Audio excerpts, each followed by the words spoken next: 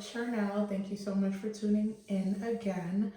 I did get a request on my last video to continue to speak about more of the health insurance and how does it work and all this stuff, especially during this time. So that's what I'm going to be doing. This is my shirt. It's one of mine from my company, Misfit Women, and it says Inheritance. So go ahead and check that out. I'm going to link it down below. And of course, I'm going to be linking down our stuff that we use on this channel. It's very important. Our journals and our cash envelope system. Of course, we follow the Ramsey method as best as we possibly can. And of course, today I have this one just so that you guys can see that we were talking about health insurance. Okay, health insurance, awesome. And of course, my handy dandy journal that tracks everything for me, that keeps me on task so I don't stray. So this is definitely awesome. I will link this down below as well. It's super affordable. All of these things, super duper affordable. Okay, so health insurance basics 101, 102. We did like a little simple crash course in the last video. First thing I want to start off is just in steps, in order of how this really goes. So what would happen is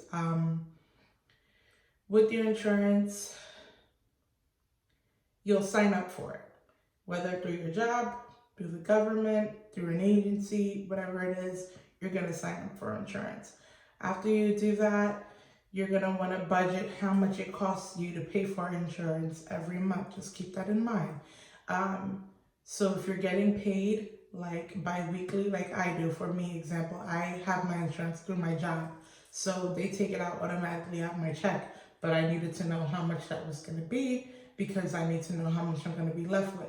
Or else you don't have to take the insurance. It's not mandatory for people to have health insurance. However, in this day and time, especially with this whole COVID-19, it is important to have insurance.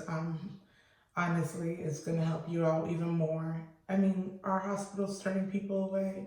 I doubt it, but we never know. You know, this is America, so we really don't know. So I would recommend getting insurance if you have it from your job. Make sure you have it there, again, by the government, whichever way, and budget your life so that you can afford to pay for your insurance, because that is also very important. Okay, on to the next thing. Besides that payment that you have to pay out of your paycheck, whichever way, for your insurance, the next thing is your insurance also has requirements for you to meet. Things like deductibles, co-pays, co-insurance. Those are what I'm going to be talking about in detail for this video. So every year, everyone has a deductible. I have one with my insurance. Let's say it's about like $850 to $1,000. I'm not exactly sure. It's just about there. The reason why I'm not exactly sure is because I have no intentions of paying a deductible throughout the year, and that's everything. Like, I'm not doing it. But that's because my job, I work with in the health field, so I can see other physicians where my insurance does not charge me a deductible for seeing people within the system, and that's the only people I see. So then I don't have to pay that deductible. If I were seeing outside doctors that were not a part of my company, then I would have to pay that deductible out of pocket. So not only would I go to the doctor if I was sick, I would go to the doctor, I'd have to pay, let's say, a $20 copay or a $25 copay. On top of that, my insurance is going to bill me, or the company is going to bill me, my deductible, because your insurance covers up to a certain amount. But if they don't have to pay it, they're going to bill you, the patient. So you're going to be billed your deductible amount. That's what's going to happen. For me, let's say it's my first visit of the year. I have from the beginning of the year to the ending of the year to meet my deductible. If I meet it by September, awesome. From September, after September, all the way on to December, I no longer have to pay a deductible. I'll only pay my copay or co-insurance depending on my insurance policy. The next thing is that it renews every year. After December, by January again, you're gonna have another $1,000 deductible to meet again for your insurance. It just happens that way. I'm not sure what my range of audience is, but if you take care of an elderly person or something like that, it is best that you know about Medicare as well. I believe right now the Medicare deductible could be like 187 or so. So it's important that you know what that is. I understand that calling Medicare is a task. I know that it's a long wait, but you gotta call them and know what kind of plan your grandmother, your mother, whoever, or yourself has signed up for with Medicare, because it's different rates. And I find a lot of times that my older patients, when they come in, they and they get a bill in the beginning of the year, they're like, why are you doing this? I have Medicare, everything is covered. No, not really. You still have to pay a copay. Probably it depends on what it is. It could be $5 to $10 to 15 to 20, depending on your plan. And also you'll have a deductible as well. So it really, and again, like I said, the deductible is probably like 100 and something odd dollars. Who knows during this time what it can be? But if it was like last year, let's base everything on last year's health insurance right now, it would have been like 180 something dollars, and you'd have to meet that first before you'll get your visits all covered up except for copay and co-insurance. Medicare and everyone else's insurance, honestly, they like to do this, but especially Medicare, because they don't tell the elderly patients about this. There is a co-insurance. A co-insurance is 20% of what is going to be able to be left to you. So normally, let's say we were able to leave, I don't know, $10 to you, or $5 or whatever amount. Only 20%, if you've already met everything else, of that $5 or that $10 can be left to you personally to be paid out of pocket, and that is called a co-insurance. It's like another way of saying copay. So that is also there. Now let's talk copays, because insurance, deductibles, co-insurance especially, but copays are what's also very important. If I go to a doctor, my regular doctor, that's called a primary care physician, if I go to that doctor and I feel sick, and it's not my yearly physical, I have to pay a copay. That can be about $20 to $25 depending on your insurance. Okay, so depending on that, I have to pay that in the office. If your doctor's office feels like they can just send you a bill, okay, they'll send you a bill for it later. If you are seeing someone that before your deductible is up, you will have to pay your copay, you will have to pay your deductible, and you may have to pay a co-insurance as well.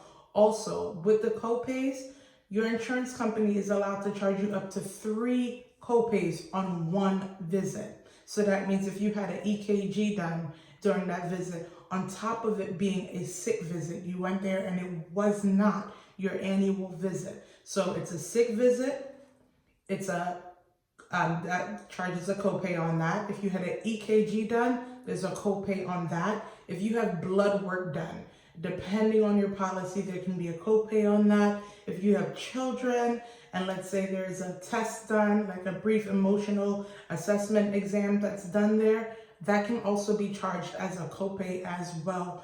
It depends on your policy, so it is important for you to know your policy. Get to know your insurance companies. Don't just sign up for every and anyone. Oh, and please, oh God, don't make this mistake.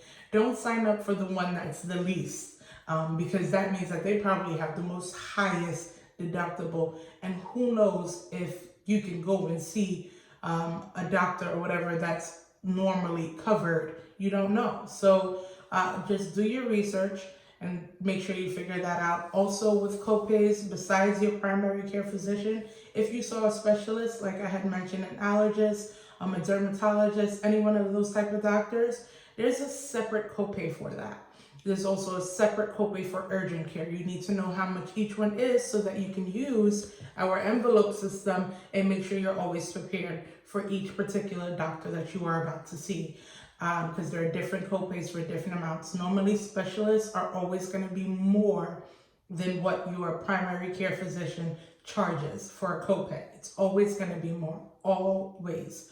Also know about hospitals. When you go to the hospital, if you do not get admitted into an hospital, you are going to be left with a fee.